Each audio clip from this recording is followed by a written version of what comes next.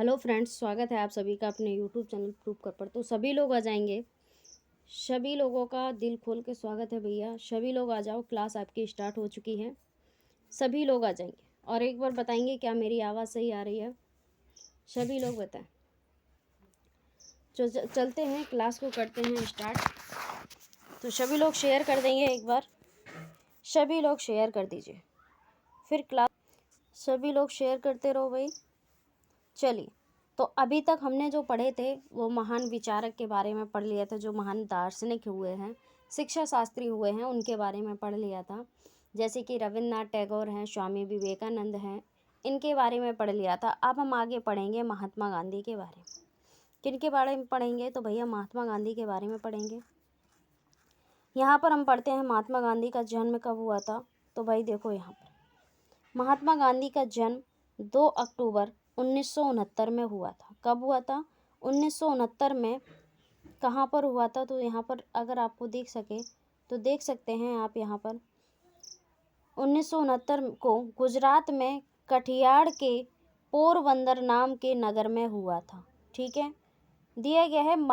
गांधी जी अपनी शिक्षा संबंधी विचार की अपनी पुस्तकें, जैसे कि कौन कौन सी? शिक्षा की समस्या, दूसरी है विद्यार्थियों से। इसमें थोड़ी सी गड़बड़ हो रही है भाई। इतना बताइए, मुझे यहाँ तक दिख रहा है। आप लोगों को अगर इतना दिख रहा है तो मैं अब अच्छे से पढ़ा सकूँगी। ठीक है, तो यहाँ पर देखते हैं गांधी जी ने अपनी शिक्षा संबंधी विचार की अपनी पुस्तकें, जैसे कौन कौन सी थी? शिक्षा की समस्या थी, विद्यार्थियों से थी, सच्ची शिक्षा थी, और बुनियादी शिक्षा में प्रकट किए थे। कौन कौन सी शिक्षा? शिक्षा की समस्या, विद्यार्थियों से, सच्ची शिक्षा और बुनियादी शिक्षा में प्रकट किए थे। ठीक है, सभी लोग याद रखेंगे। आगे हम पढ़ेंगे इनके बारे में। अगर यहाँ पर आपको देखा जाए तो इनकी जन्म हुआ था 1869 में इनका जन्म हुआ था। 1948 में इनकी मृत्यु हुई थी। कब हुआ था? 1869 में इनका जन्म हुआ था, 1948 में इनकी मृत्यु हो गई थी। चलिए आगे चलते हैं। गांधी जी ने शिक्षा दर्शन के निम्नलिखित आधारभूत सिद्धांतों का प्रतिपादन किया है।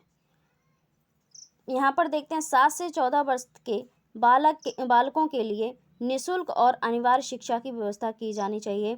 ऐसा तभी कह दिया गया था, लेकिन अगर अभी बोला जाए तो 21 का में ये संविधान के अनुच्छेद 21 का में ऐसा व्याख्यान किया गया है। ठीक है, आगे देखते हैं शिक्षा का माध्यम कैसा होना चाहिए।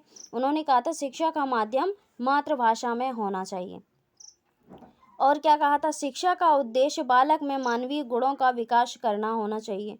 मतलब बालकों का क्या होना चाहिए? मानवीय गुणों का विकास होना चाहिए, ऐसी शिक्षा मिले। शिक्षा किसी उत्पादन उद्योग के माध्यम से ही दी जानी चाहिए।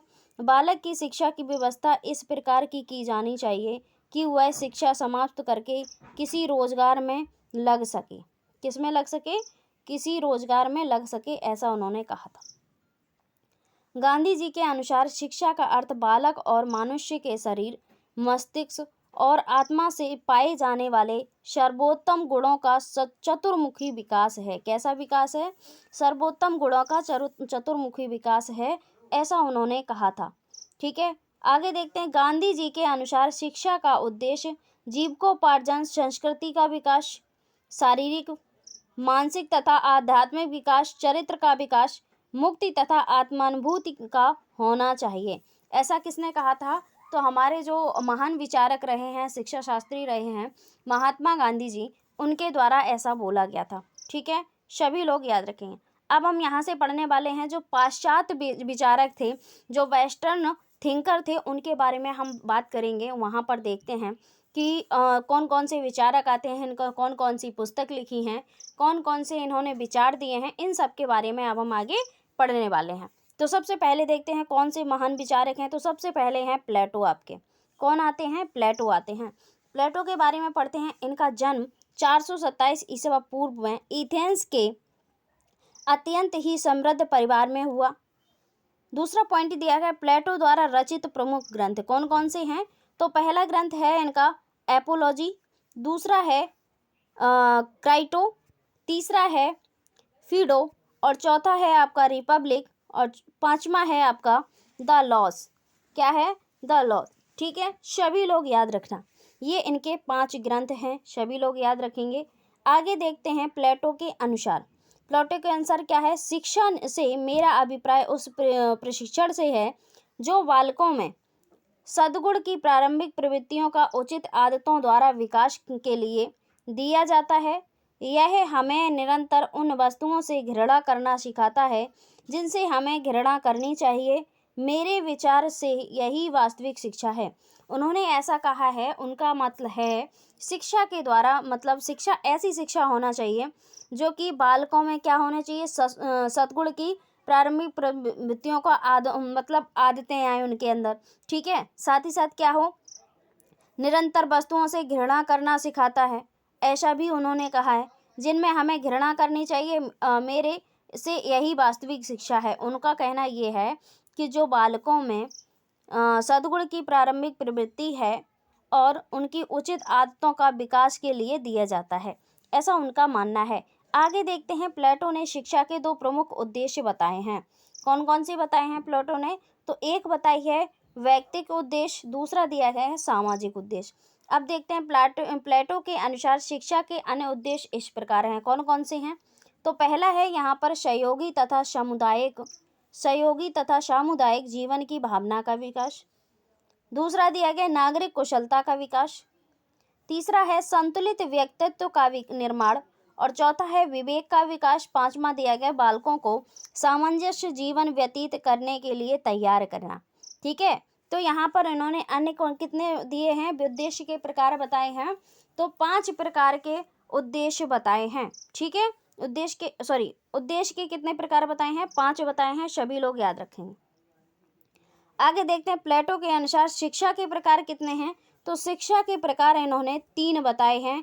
एक बताए है औद्योगिक शिक्षा, दूसरी बताई है क्रियाशील शिक्षा और तीसरी बताई है वास्तविक शिक्षा। ठीक है, अगर आपसे एग्जाम में पूछा जाता है कि प्लेटो के अनुसार शिक्षा कितने प्रकार की होती है या इन्होंने शिक्षा के कितने प्रकार बताए हैं, तो आप सभी लोग कर सकते हैं 3 प्रकार बताए हैं।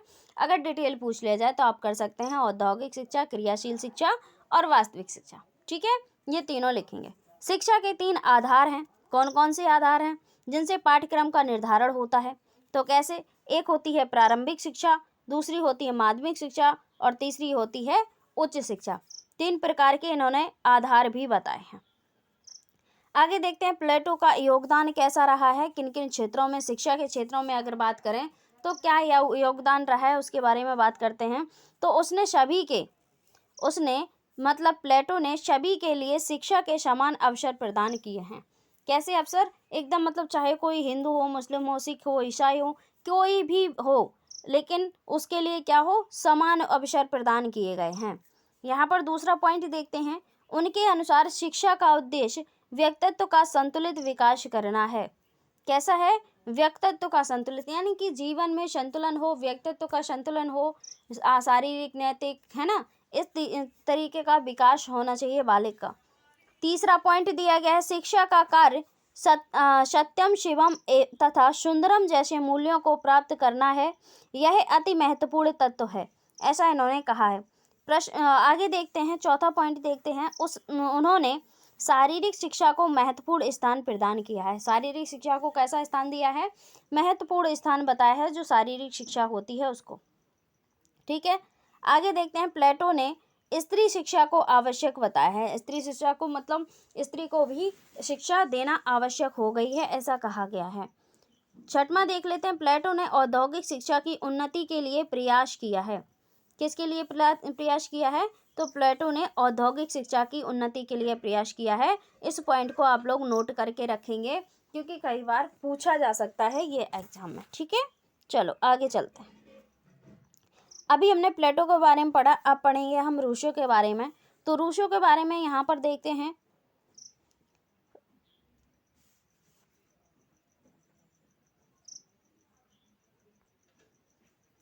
तो रूसो के बारे में हम पढ़ेंगे। देखते हैं यहाँ पर, रूसो का जन्म इटली के जिनेवा नगर में सन 1772 में हुआ था। रूसो की प्रसिद्ध रचनाएं कौन कौन सी हैं? तो यहाँ पर देखते हैं, the progress of art and science, ये एक है कि। दूसरी है एमिल तीसरी है सोशल कॉन्ट्रैक्ट। कौन सी है? सोशल कॉन्ट्रैक्ट है, सभी लोग याद रखना, सोशल कॉन्ट्रैक्ट, ठीक है। चलो चौथी कौन सी है, तो चौथी भी देख लेते हैं, द न्यू हेलोसिस। कौन सी है? न्यू हेलोसी, ठीक है, सभी लोग याद रखेंगे। आगे देखते हैं, यहाँ पर हिंदी में देख लें, सोशल कॉन्ट्रैक्ट है, द न्यू हेलोसी है, एमिल है, the progress of arts and science है, ठीक है, सभी लोग याद रखेंगे। ये इनकी 4 पुस्तक हैं। रूसो ने शिक्षा संबंधी विचार प्रकृतिवादी से थे। रूसो कैसे विचारक थे? तो प्रकृतिवादक के विचारक थे, सभी लोग याद रखेंगे। रूसो के अनुसार शिक्षा के 3 मूल स्रोत हैं। कौन कौन से मूल स्रोत हैं? तो यहाँ पर हम देखते हैं, रूसो के अनुसार शिक्षा के मूल स्रोत कितने हैं? 3 हैं भैया। तो देख लो कौन कौन से हैं, प्रकृति है, मानव है, पदार्थ है। प्रकृति, मानव, पदार्थ, ये 3 स्रोत हैं, सभी लोग याद रखना, ठीक है। चलिए आगे देखते हैं, आगे इनके बारे में कुछ और जानते हैं। तो दिया गया है, रूसो के अनुसार शिक्षा का उद्देश्य बालक को सही अर्थों में मनुष्य बनाना है। मनुष्य की अवस्थाएं कौन कौन सी बताई हैं? तो शैशवावस्था बताई है, बाल्यकाल बताया है, किशोरावस्था बताई है और युवावस्था बताई है। यानी कि इन्होंने 4 अवस्थाएं बताई हैं। किसके द्वारा? रूसो के द्वारा 4 अवस्थाएं बताई गई हैं, सभी लोग याद रखना। आगे देखते हैं, रूसो ने निषेधात्मक शिक्षा की विचारधारा को जन्म दिया है। कैसी शिक्षा को जन्म दिया है? तो निषेधात्मक शिक्षा को जन्म दिया है। हमने निषेधात्मक की शिक्षा की रूपरेखा क्या होती है, उस रूपरेखा के बारे में बात करते हैं। तो पहला है, शिक्षा की अवधि होनी चाहिए, नैतिक शिक्षा होनी चाहिए, ज्ञानेंद्रियों के प्रशिक्षण पर बल यानी कि नियंत्रण का अभाव होना चाहिए, प्राकृतिक वातावरण होना चाहिए, और यहाँ पर 6वां दिया गया है, आदतों के निर्माण का विरोध होना चाहिए, ठीक है। ऐसे ही इन्होंने शिक्षा के बताए हैं। आगे देखते हैं भाई, अब पढ़ेंगे हम जॉन डीवी के। हमने क्या किया, महात्मा गांधी के बारे में पढ़ लिया, प्लेटो के बारे में पढ़ लिया, अब हम पढ़ेंगे जॉन डीवी के बारे में। तो जॉन डीवी के बारे में अगर हम यहाँ पर देखें, जॉन डीवी का जन्म 1859 में वर्लिंगटन में हुआ था। प्रसिद्ध पुस्तकें इनकी कौन कौन सी हैं, तो यहाँ पर देखते हैं, प्रसिद्ध पुस्तकों की यहाँ पर बात करते हैं तो पुस्तकें हैं, द सोशल एंड सोसाइटी, कौन सी हैं? द स्कूल एंड सोसाइटी इनकी पुस्तक है पहली। दूसरी यहाँ पर देखते हैं तो स्कूल ऑफ टुमारो है, ठीक है। तीसरी है the child and the curriculum. चौथी है डेमोक्रेसी एंड एजुकेशन। और यहाँ पर 5वीं जो पुस्तक है, the school and the child. ये इनकी 5 पुस्तक हैं। इनका जन्म हुआ था 1859 में और मृत्यु हुई थी 1852 में, ठीक है। इनका ये जीवन काल रहा है, सभी लोग याद रखेंगे। आगे देखते हैं, आगे हम इनके बारे में बात करते हैं। शिक्षा के अर्थ को स्पष्ट करते हुए डीवी ने बतलाया है कि पहला दिया गया, शिक्षा विकास की प्रक्रिया है। दूसरा यहाँ पर है, शिक्षा सामाजिक प्रक्रिया है। शिक्षा पुनर्निर्माण की प्रक्रिया है। और चौथा इन्होंने बताया है, शिक्षा जीवन की आवश्यकता है, ऐसा इन्होंने बताया है, ठीक है। आगे देखते हैं, शिक्षा के उद्देश्य। तो पहला यहाँ पर है, सामाजिक कुशलता प्राप्त करना उद्देश्य है। दूसरा इन्होंने उद्देश्य बताया, अनुभवों का पुनर्निर्माण। तीसरा बताया, गतिशील अनुकूलन योग्य मस्तिष्क का विकास। और चौथा बताया है, वातावरण के साथ अनुकूलन। तो इन्होंने चार उद्देश्य बताए हैं शिक्षा के। कितने उद्देश्य बताए हैं? तो 4 उद्देश्य बताए हैं, सभी लोग याद रखना। आगे हम बात करते हैं इनके बारे में, कुछ और देखते हैं। तो डीवी इस समय के प्रचलित पाठ्यक्रम को अनुपयुक्त समझते थे। कैसे समझते थे? अनुपयुक्त समझते थे, यानी कि उनके हिसाब से ये जो पाठ्यक्रम था वो उपयुक्त नहीं था, ठीक है। पाठ्यक्रम निर्माण के सिद्धांत अब हम देखते हैं। तो पहला है रुचि का सिद्धांत, दूसरा है उपयोगिता का सिद्धांत, तीसरा है एकीकरण का सिद्धांत, चौथा है लचीलेपन का सिद्धांत, और 5वां है क्रियाशीलता का सिद्धांत, और 6वां है बाल केंद्रित पाठ्यक्रम, ठीक है। इन्होंने ये सिद्धांत दिए हैं। अब आगे पढ़ते हैं फ्रोबेल के बारे में, ठीक है। फ्रोबेल के बारे में क्या है, किंडरगार्टन पद्धति के ये जनक माने जाते हैं, यानी कि जन्मदाता माने जाते हैं। तो इनके बारे में पढ़ते हैं। किंडरगार्टन प्रणाली के जन्मदाता फ्रोबेल का जन्म हुआ था 1772 में हुआ था। कब हुआ था? 1772 में हुआ था, सभी लोग याद रखना। 1772 से 1852 तक इनका जीवन काल रहा है, सभी लोग याद रखेंगे। ठीक है, आगे देखते हैं। फ्रोवेल के अनुसार शिक्षा के निम्नलिखित उद्देश्य हैं। कौन कौन से हैं? पहला है आपका शरीर और आत्मा को बंधन से मुक्त करना। दूसरा है व्यक्ति को ऐसा बनाना कि वह ईश्वर में उपस्थित सभी की एकता पहचान ले। तीसरा है दैवीय नियमन के अनुसार बालक का सर्वांगीण विकास करना है, ऐसा फ्रोवेल के द्वारा कहा गया है। आगे देखते हैं फ्रोवेल के बारे में। फ्रोवेल ने सन 1839 में एक विद्यालय खोला जिसका नाम किंडरगार्टन रखा। क्या नाम रखा था? किंडरगार्टन रखा था। अगर आप एग्जाम में पूछ लिया जाए कि इन्होंने कौन सा विद्यालय खोला या किस तरीके का विद्यालय खोला, तो आप कह सकेंगे किंडरगार्टन इन्होंने विद्यालय खोला। और किंडरगार्टन जो पद्धति थी उसके जन्मदाता कौन थे? तो फ्रोवेल को माना जाता है। ठीक है, चलिए आगे देखते हैं। किंडरगार्टन जर्मन भाषा का शब्द है। किस भाषा का शब्द है? जर्मन भाषा का शब्द है। यह दो शब्दों से मिलकर बना है, किंडर और गार्डन। किंडर का अर्थ होता है बालक और गार्डन का अर्थ होता है बगीचा। ठीक है, इस प्रकार किंडरगार्टन का अर्थ हुआ बालकों का उद्यान। क्या हुआ? बालकों का एक उद्यान। ठीक है, आगे देखते हैं इन्होंने किंडरगार्टन प्रणाली के सिद्धांत कौन कौन से दिए हैं, तो उनके बारे में हम पढ़ते हैं। पहला इन्होंने किंडरगार्टन प्रणाली के जो सिद्धांत हैं उसका पहला नंबर आता है एकता का सिद्धांत। कौन सा दिया है? एकता का सिद्धांत दिया है। दूसरा इन्होंने दिया है स्वयं क्रिया का सिद्धांत, यानी कि बालक जो है वो स्वयं क्रिया करके ही सीखता है। ठीक है, तीसरा इन्होंने दिया है सामाजिकरण का सिद्धांत। ठीक है, चौथा दिया है विकास का सिद्धांत। पांचवा दिया गया स्वतंत्रता का सिद्धांत और छठवां दिया गया है खेल द्वारा शिक्षा का सिद्धांत। यानी कि इनके कहने का मतलब है बालक में एकता का विकास किंडरगार्टन पद्धति द्वारा ही होगा। बालक स्वयं क्रिया करके ही सीखता है और उनका कहना है कि जब बालक समूह में रहेगा तो समूह से सामाजिकरण का भी विकास होगा। साथ ही साथ विकास का सिद्धांत भी उन्होंने दिया है और स्वतंत्रता का सिद्धांत इस आधार पर बताया है कि जो भी बालक होते हैं, ठीक है, उनको स्वतंत्र छोड़ दिया जाए ताकि वे स्वयं करके सीख सकें। तो इस तरीके से उन्होंने स्वतंत्रता का सिद्धांत भी दिया है। अगर देखें खेल द्वारा शिक्षा का सिद्धांत देखते हैं तो उन्होंने बच्चों को क्या माना है? बच्चों को एक पौधे की तरह माना है, यानी कि बगीचा में खेलते हुए बच्चों को माना है। और जो अध्यापक होता है, अध्यापक को एक माली की तरह माना है कि माली क्या करता है? पौधों की रक्षा करता है। ठीक है, तो इस तरीके से उन्होंने अपने विचार दिए हैं, ये सारे सिद्धांत दिए हैं। और अगर यहाँ पर बात करें अवस्थाओं के बारे में तो उन्होंने कुछ अवस्थाएं भी बताई हैं, जैसे कि शैशवावस्था बताई है, बाल्यावस्था बताई है और किशोरावस्था बताई है। अब इनके बारे में देखते हैं। शैशवावस्था में क्या होती है? मात्र खेल होता है, शिशु गीत होते हैं, श्रवण क्रियाएं होती हैं, दृष्टपूर्ण क्रियाएं होती हैं। ये सारी किस्में होती हैं, शैशवावस्था के लिए बताई हैं।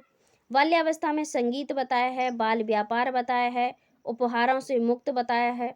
ठीक है, किशोरावस्था की यहाँ पर बात करते हैं तो किशोरावस्था में जो सिद्धांत के बारे में किशोरावस्था के सिद्धांत दिए हैं उन्होंने बताया है कि संकल्प दृढ़ता की क्रियाएं होनी चाहिए, सामाजिक क्रियाएं होनी चाहिए, सामूहिक क्रियाएं होनी चाहिए, कहानी तथा कथाएं होनी चाहिए, गणित, ज्यामिति, कला, इन सभी का प्रयोग किया जाना चाहिए। ऐसा इन्होंने कहा है। किसने कहा है? तो भैया फ्रोवेल के द्वारा कहा गया है। ठीक है, अभी तक हमने क्या पढ़ा? महात्मा गांधी जी के बारे में पढ़ा। ठीक है, आज की बात जो है इसके पहले हम जो पढ़ चुके थे वो स्वामी विवेकानंद के बारे में पढ़ चुके थे। उसके बाद रविंद्रनाथ टैगोर के बारे में पढ़ चुके थे। आज हमने महात्मा गांधी के बारे में पढ़ा। उसके बाद जो पाश्चात्य विचारक रहे हैं उनके बारे में हमने प्लेटो के बारे में पढ़ा, फ्रोवेल के बारे में पढ़ा, रूसो के बारे में पढ़ा। अब हम पढ़ने वाले हैं मारिया मॉन्टेसरी के बारे में। ठीक है, तो देखते हैं तो यहाँ पर मारिया मॉन्टेसरी का जन्म इटली में 1870 में हुआ था। कब हुआ था? 1870 में हुआ था। इन्होंने अपनी शिक्षा प्रणाली का नाम मारिया मॉन्टेसरी पद्धति रखा था। अब यहाँ पर हम देखते हैं जन्म हुआ था 1870 में, लेकिन इनकी जो मृत्यु हुई थी वो आपकी हुई थी 1912 में। ठीक है, ये चीज़ आपको याद रखनी है। मॉन्टेसरी प्रणाली के आधारभूत सिद्धांत, तो पहला है आत्मकथा का सिद्धांत, दूसरा है आपका स्वतंत्रता का सिद्धांत, तीसरा है स्वय शिक्षा का सिद्धांत, चौथा है मांसपेशियों के प्रशिक्षण का सिद्धांत। पांचवा है ज्ञानेंद्रिय प्रशिक्षण का सिद्धांत। और छठवां है व्यक्तित्व के विकास का सिद्धांत। यानी कि फ्रोबेल और मारिया मांटेसरी को अगर देखा जाए तो उन्होंने इनका जो सिद्धांत की व्याख्या अगर की जाए तो कुछ कहीं ना कहीं थोड़े बहुत मिलते जुलते सारे सिद्धांत इन्होंने बताए हैं। ठीक है, आगे देखते हैं खेल विधि द्वारा शिक्षा के सिद्धांत देखते हैं। तो मांटेसरी ने अपनी शिक्षण पद्धतियों को 3 भागों में विभाजित किया है। कौन कौन सी हैं? तो वो 3 भाग हैं। कर्म इंद्रियों की शिक्षा, दूसरा है ज्ञानेंद्रियों की शिक्षा, तीसरा है पढ़ने लिखने व गणित की शिक्षा। ठीक है, 3 उन्होंने बताए हैं, सभी लोग याद रखेंगे। आगे देखते हैं शिक्षा के प्रभावी कारक के बारे में बात करें तो पहला है परिवार। शिक्षा का अनौपचारिक एवं सक्रिय साधन है। परिवार कैसा है? तो शिक्षा का अनौपचारिक एवं सक्रिय साधन है, ये सभी को याद रखना है। अग्रवर्ण एवं निम्नलोक के द्वारा देखते हैं तो पहले परिवार के निम्न कार्य थे। कौन कौन से कार्य थे इन्होंने बताए हैं? तो पहला कार्य बताया प्रेस संबंधी, शैक्षिक, मनोरंजन संबंधी, धर्म की स्थिति, आर्थिक, रक्षा संबंधी, परिवार की प्रक्रिया। ये सारी चीज़ें किसने बताई हैं? तो यहाँ पर शिक्षा के बारे में बताया गया है। ठीक है, सभी लोग याद रखेंगे, मारिया मांटेसरी के द्वारा बताया गया है। ठीक है, आगे देखते हैं परिवार बालक के लिए सीखने का प्रथम स्थान है। दूसरा कहा गया परिवार नैतिक और सामाजिक प्रशिक्षण का सबसे प्रमुख स्थान है।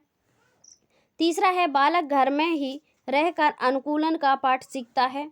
चौथा है घर का प्रभाव बालकों में कुछ मूल्यों और आदतों का विकास करता है।